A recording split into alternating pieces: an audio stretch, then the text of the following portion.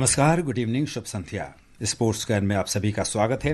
Sports can के आज के संस्करण में मैं हूं अतहर सईद आपके साथ और श्रोता तमाम खेल खबरों पर विस्तार से चर्चा के लिए हमारे साथ हमारे स्टूडियो में मौजूद हैं वरिष्ठ खेल विशेषज्ञ शिवेंद्र चतुर्वेदी। शिवेंद्र, स्पोर्ट्स कैन कार्यक्रम में आपका बहुत स्वागत।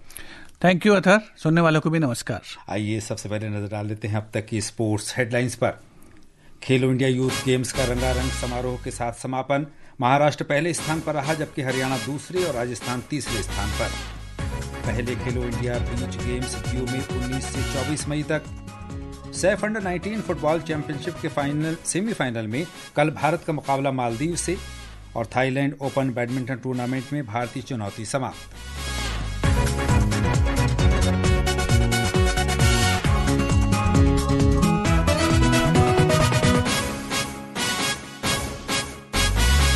सबसे पहले बात खेलो इंडिया यूथ गेम्स की।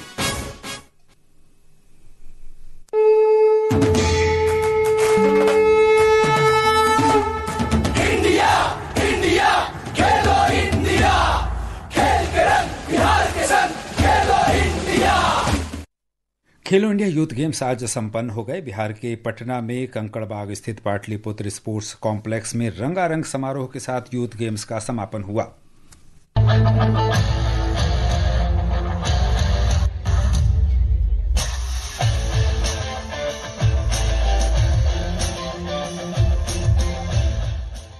12 दिनों तक चले खेलों के इस महाकुंभ में देश भर से करीब 5,300 खिलाड़ियों के साथ 3,000 कोच और अधिकारियों ने भाग लिया।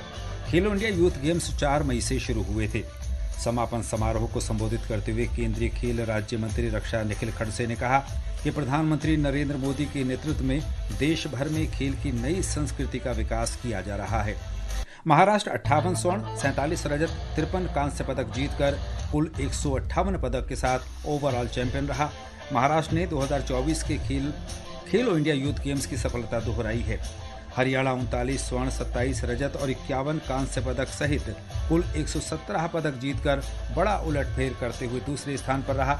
वहीं राजस्थान 24 स्वर्ण, 12 रजत और 24 कांस्य पदक सहित कुल 60 पदक जीतकर तीसरे स्थान पर रहा। आकाशवाणी समाचार से बातचीत करते हुए महाराष्ट्र राज्य दल के प्रमुख महादेव कासगावड़े ने महाराष्ट्र के प्रदर्शन पर कहा कि हम पूरी तैयारी के साथ आए थे। इसमें राज्य सरकार का पूरा सहयोग रहा। जो सुविधाएं दी गईं उससे हमारे दल का प्रदर्शन शानदार रहा।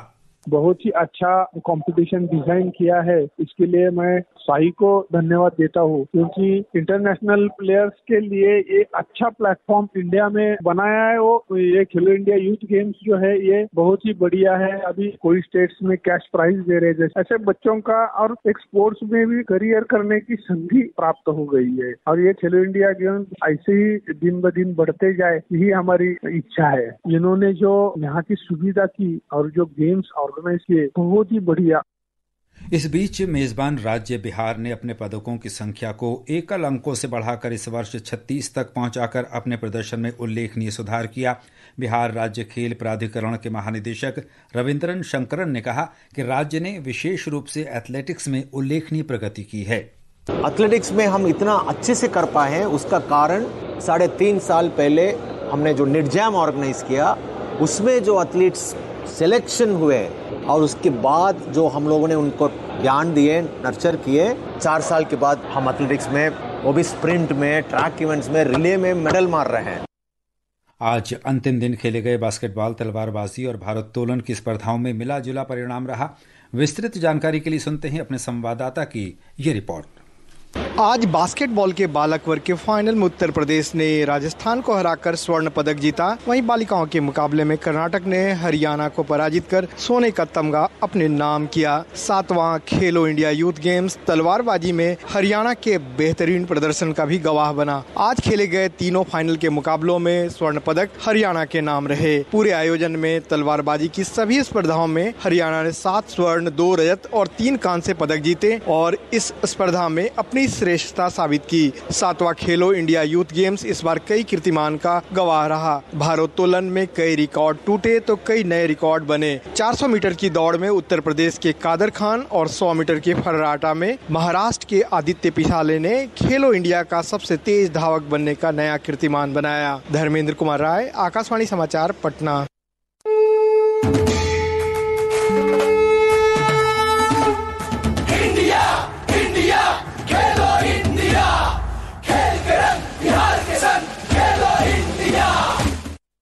शिवेंद्र, अपनी चर्चा का आगाज करते हैं खेलो इंडिया यूथ गेम्स की बात के साथ। तो आज संपन्न हो गया ये खेलों का महाकुंभ, जहां तक युवा प्रतिभाओं का सवाल है, तो क्या ये अपने उद्देश्यों को सफलतापूर्वक पहुंचा?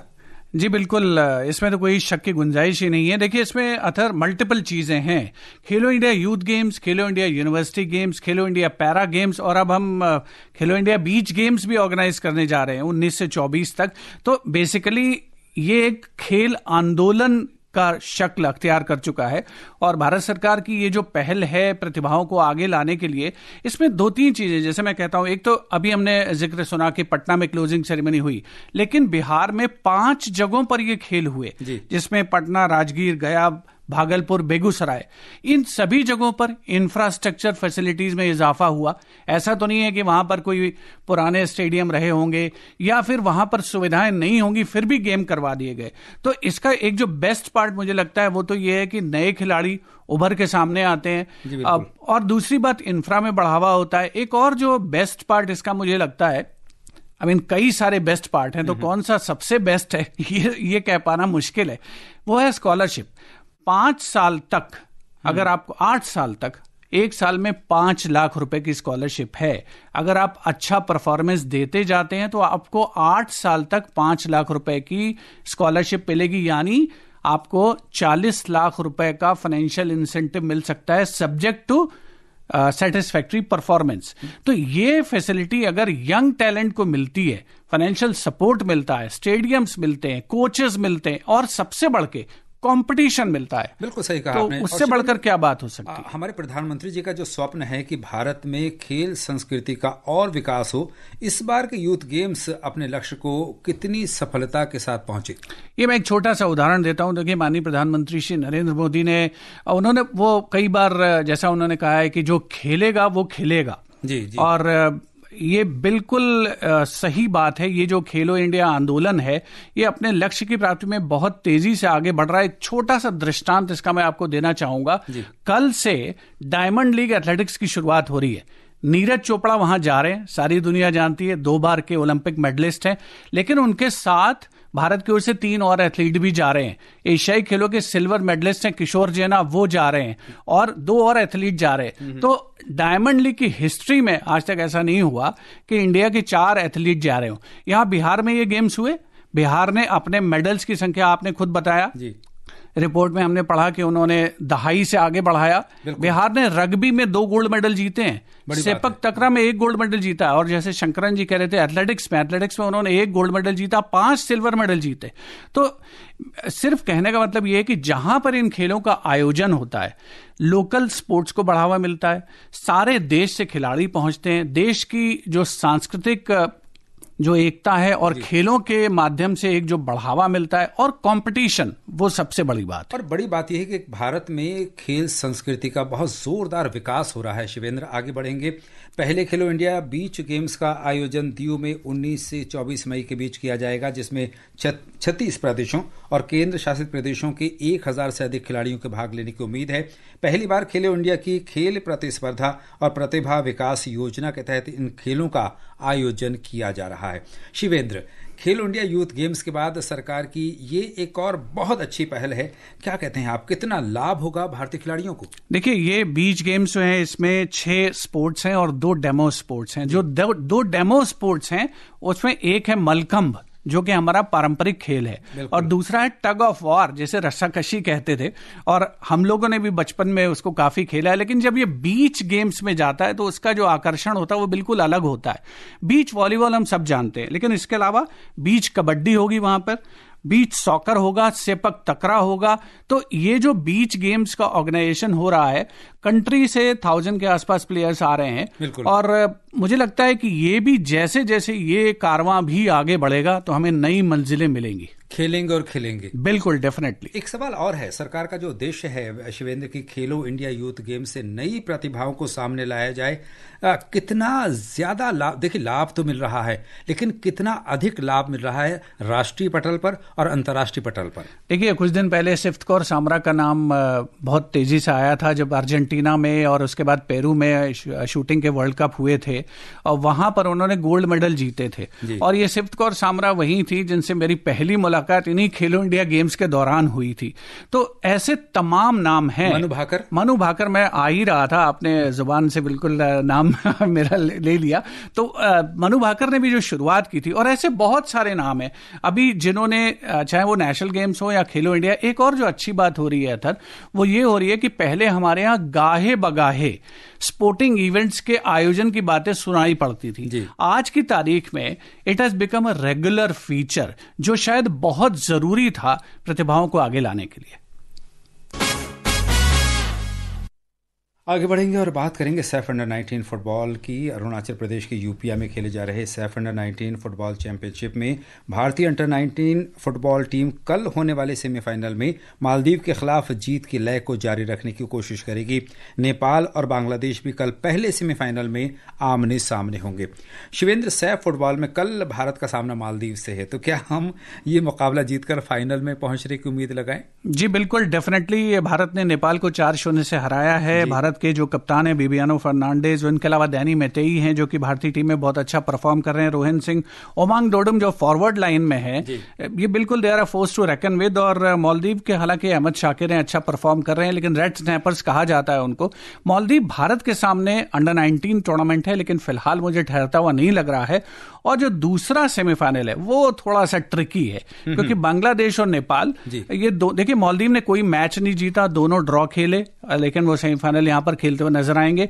नेपाल और बांग्लादेश में कहना थोड़ा मुश्किल है, क्योंकि दोनों ही टीमें लगभग बराबर की हैं और कोई भी जीत सकता है। अब भविष्यवाणी करना खतरे से खाली नहीं। टक्कर बराबर की हो जी। और अब बात बैडमिंटन की। थाईलैंड ओपन बैडमिंटन में उन्नति हुड्डा, मालविका बंसोड़ और आकर्षि कश्यप की हार के साथ भारतीय चुनौती समाप्त हो गई है।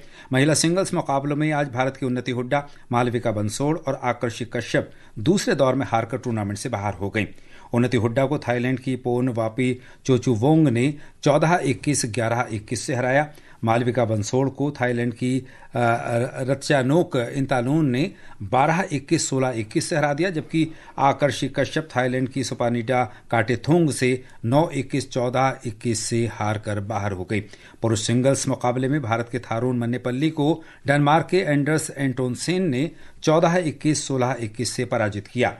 ट्रिसा जॉली और गायत्री गोपीचंद की महिला डबल्स जोड़ी को जापान की सायाका होबारा और रूई हिरोकामी की जोड़ी से 20-22, 14-21 से हार का सामना करना पड़ा। शिवेंद्र, थाईलैंड ओपन में भारतीय खिलाड़ियों के प्रदर्शन के बारे में आपकी टिप्पणी? मेरी टिप्पणी सिर्फ इतनी है कि थोड़ा सा निराशाजनक है त्रिशा और गायत्री का हारना। वो थर्ड सीडेड थे, लेकिन बाकी जो भी खिलाड़ी हारे हैं वो बहुत ही अपने से ऊंची वरीयता प्राप्त खिलाड़ियों से हारे हैं। और उन्नति हुड्डा जिन्होंने बहुत अच्छा परफॉर्मेंस दिया है, और अभी जो लेटेस्ट रैंकिंग अथर आई है 13 मई को, 2 दिन पहले, उसमें उन्नति हुड्डा 45वें नंबर पर पहुंच गई हैं। 8 पायदान का फायदा है। और महज 17 बरस की हैं। जी बिल्कुल। और अनहद सिंह की याद दिलाती हैं जो स्क्वॉश में वर्ल्ड चैंपियनशिप खेलने गई थी। ये अलग बात है कि सेकेंड राउंड में हार गई वो, लेकिन उन्नति हुड्डा भविष्य की उम्मीद है। आकर्षि कश्यप 49 प्लेस पर हैं, लेकिन अनुपमा उपाध्याय पिछले सप्ताह टूर्नामेंट हुआ था, वहां अच्छा खेली थी।